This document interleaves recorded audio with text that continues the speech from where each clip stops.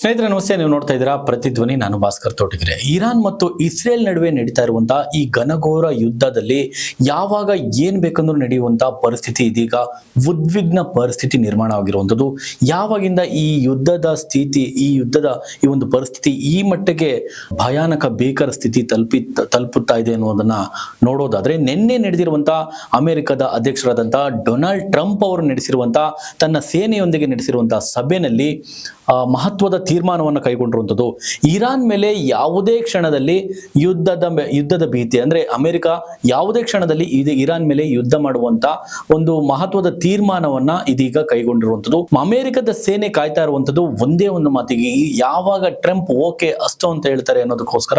So ಇದೀಗ ಅಧಿಕೃತ ಆದೇಶಕ್ಕೋಸ್ಕರ, Trump ಅವರ ಅಧಿಕೃತ ಆದೇಶಕ್ಕೋಸ್ಕರ ಅಮೆರಿಕದ ಸೇನೆ ಕಾಯ್ತಾ ಇರುವಂಥದ್ದು. ಹಾಗೊಮ್ಮೆ ಇರಾನ್ ಮೇಲೆ ಈ ಅಮೆರಿಕ ಸೇನೆ ಏನಾದ್ರು ದಾಳಿ ಮಾಡಿದ್ರೆ ಯುದ್ಧದ ಪರಿಸ್ಥಿತಿ ಅಂತೂ ನಾವು ಕಲ್ಪಿಸ್ಕೊಳ್ಳೋದಕ್ಕೆ ಸಾಧ್ಯವಿಲ್ಲ. ಮೂರನೇ ಮಹಾಯುದ್ಧದ ಹೊಸ್ತಿಲು ಇದು ಅಂತಾನೆ ಹೇಳ್ಬೋದು. ಯಾಕಂದ್ರೆ ಇರಾನ್ ಮೇಲೆ ಅಮೆರಿಕ ದಾಳಿ ಮಾಡುತ್ತೆ ಅಂದ್ರೆ, ಅಮೆರಿಕದಂತಹ ಬಲಿಷ್ಠವಾದಂತಹ ದೇಶ ಇರಾನ್ ಮೇಲೆ ದಾಳಿ ಮಾಡಿದ್ರೆ ಹೇಗಿರ್ಬೇಡ ಆ ದೇಶದ ಸ್ಥಿತಿ ನೀವೇ ಕಲ್ಪಿಸ್ಕೊಳ್ಳಿ. ಈಗ ಭಾರತ ದೇಶಕ್ಕೆ ಬಂದಿರುವಂತಹ ಒಂದಷ್ಟು ಸಮಸ್ಯೆಗಳು, ಸಂಕಷ್ಟ ಏನಂದ್ರೆ, ಏನು ಇಸ್ರೇಲ್ ಮತ್ತು ಇರಾನ್ ನಡುವೆ ನಡೀತಾ ಇರುವಂತಹ ಈ ಒಂದು ಯುದ್ಧದ ಕಾರ್ಮೋಡದಿಂದಾಗಿ ಪ್ರವಾಸಕ್ಕಾಗಿ ಭಾರತ ದೇಶದಿಂದ ತೆರಳಿರುವಂತಹ ಅನಿವಾಸಿ ಭಾರತೀಯರು, ಪ್ರವಾಸ ಅಲ್ಲದೆ ಅಲ್ಲಿನ ಅಧ್ಯಯನಕ್ಕೋಸ್ಕರ ಜೊತೆಲಿ ವಿದ್ಯಾಭ್ಯಾಸಕ್ಕೋಸ್ಕರ, ಉದ್ಯೋಗಕ್ಕೋಸ್ಕರ, ಹೀಗೆ ವಿವಿಧ ಉದ್ದೇಶಗಳಿಗಾಗಿ ಹೋಗಿರುವಂತಹ ಭಾರತೀಯರನ್ನ, ಸುಮಾರು 5,000 ಭಾರತೀಯರನ್ನ ಕರೆತರುವಲ್ಲಿ ಇದೊಂದು ರೀತಿ ಭಾರತ ದೇಶಕ್ಕೆ ಒಂದು ರೀತಿ ಚಾಲೆಂಜಿಂಗ್ ಟಾಸ್ಕ್ ಅಂತಾನೆ ಹೇಳ್ಬೋದು.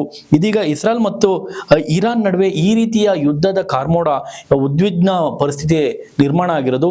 ಇದೊಂದು ರೀತಿ ಭಾರತೀಯರನ್ನ, ಆ ದೇಶದಲ್ಲಿ ಇರುವಂತಹ ಭಾರತೀಯರನ್ನ ಕರೆತರೋದಕ್ಕೆ ಒಂದು ರೀತಿ ಚಾಲೆಂಜಿಂಗ್ ಅಂತಾನೆ ಹೇಳ್ಬೋದು. ಈಗ ಲಭ್ಯವಿರುವ ಮಾಹಿತಿ ಪ್ರಕಾರ ಕರ್ನಾಟಕದ ರಾಜ್ಯದ ವಿವಿಧ ಜಿಲ್ಲೆಗಳ ಪೈಕಿ ಬೆಂಗಳೂರು ಜಿಲ್ಲೆ ಹಾಗೂ ಚಿಕ್ಕಬಳ್ಳಾಪುರ ಜಿಲ್ಲೆ, ಗೌರಿಬಿದನೂರು ತಾಲೂಕು, ಆಗ್ಲಿಪುರ ಗ್ರಾಮದ ಹೆಚ್ಚಿನ ವಿದ್ಯಾರ್ಥಿಗಳು ಹಾಗೂ ಇತರೆ ಇರಾನ್ ದೇಶದ ರಾಜಧಾನಿಯಾದ ತೆಹರಾನ್ ಹಾಗೂ ಸುತ್ತಮುತ್ತಲಿನ ಪ್ರದೇಶದಲ್ಲಿರುವ ಶಿಕ್ಷಣ ಸಂಸ್ಥೆಗಳಲ್ಲಿ ವಿದ್ಯಾಭ್ಯಾಸಕ್ಕಂತ ಹೋಗಿರುವಂತ ಅನಿವಾಸಿ ಭಾರತೀಯರನ್ನ ಇಲ್ಲಿಗೆ ಕರೆತರೋದು ಒಂದು ರೀತಿ ಚಾಲೆಂಜಿಂಗ್ ಟಾಸ್ಕ್ ಅಂತಾನೆ ಹೇಳ್ಬೋದು. ಧಾರ್ಮಿಕ ಅಧ್ಯಯನ, ಉದ್ಯೋಗ ಹಾಗೂ ಪ್ರವಾಸಕ್ಕಾಗಿ ಇವರೆಲ್ಲರೂ ಕೂಡ ಅಲ್ಲಿಗೆ ತೆರಳಿರ್ತಾರೆ. ಇದಲ್ಲದೆ ಅನೇಕರು ಇರಾನ್ ದೇಶದ ಪ್ರವಾಸಕ್ಕೂ ಕೂಡ ಹೋಗಿರುವಂತಹ ಮಾಹಿತಿ ಇದೀಗ ಲಭ್ಯವಾಗ್ತಾ ಇರುವಂತದ್ದು. ಜೊತೆಯಲ್ಲಿ ಒಂದು ಖುಷಿಯ ಸಂಗತಿ ಏನಂದ್ರೆ, ಈಗಾಗಲೇ ಅನಿವಾಸಿ ಭಾರತೀಯ ಸಮಿತಿಯ ಉಪಾಧ್ಯಕ್ಷರಾದ ಡಾಕ್ಟರ್ ಆರತಿ ಕೃಷ್ಣನ್ ಅವರು ವಿದೇಶಾಂಗ ವ್ಯವಹಾರಗಳ ಸಚಿವಾಲಯದ ಜೊತೆ ಕಮ್ಯುನಿಕೇಟ್ ಮಾಡಿ ಅಲ್ಲಿರುವಂತಹ ಭಾರತೀಯರನ್ನ ಇಲ್ಲಿಗೆ ಕರೆತರುವಲ್ಲಿ ಸಾಕಷ್ಟು ಶ್ರಮಿಸ್ತಾ ಇದ್ದಾರೆ.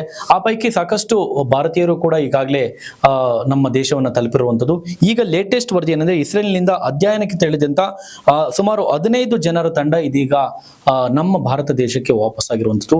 ಅಂದ್ರೆ ಇಲ್ಲಿ ಕ್ಷಣದಿಂದ ಕ್ಷಣಕ್ಕೆ ಒಂದು ರೀತಿ ಉದ್ವಿಗ್ನ ಸ್ಥಿತಿ ನಿರ್ಮಾಣ ಆಗ್ತಾ ಇರುವಂತದ್ದು. ನೋಡಿ, ನಾನು ಆಗ್ಲೇ ಹೇಳಿದಾಗೆ ಅಧಿಕೃತ ಆದೇಶ, ಟ್ರಂಪ್ ಅವರಿಂದ ಅಧಿಕೃತ ಆದೇಶಕ್ಕೋಸ್ಕರ ಅಮೆರಿಕದ ಸೇನೆ ಕಾಯ್ತಾ ಇರುವಂತದ್ದು. ಇರಾನ್ ಮೇಲೆ ಯಾವುದೇ ಕ್ಷಣದಲ್ಲೂ ಕೂಡ ದಾಳಿ ಆಗಬಹುದು.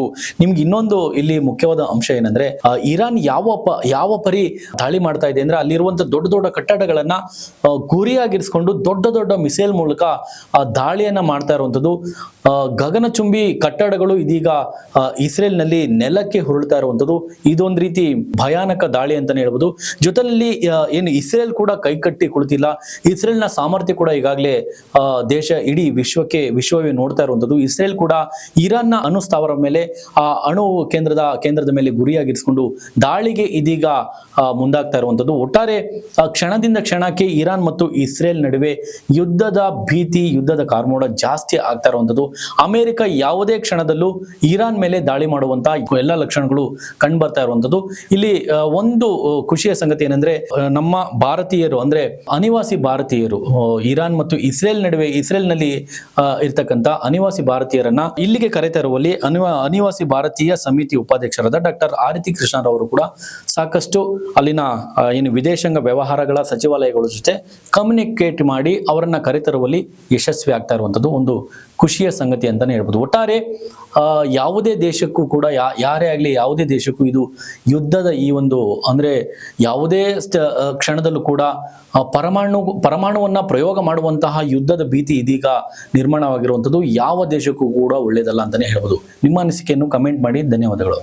ಹೆಚ್ಚಿನ ವಿಡಿಯೋಗಳಿಗೆ ಪ್ರತಿಧ್ವನಿ ಯೂಟ್ಯೂಬ್ ಚಾನೆಲ್ ಸಬ್ಸ್ಕ್ರೈಬ್ ಮಾಡಿ, ಬೆಲ್ ಐಕಾನ್ ಕ್ಲಿಕ್ ಮಾಡಿ.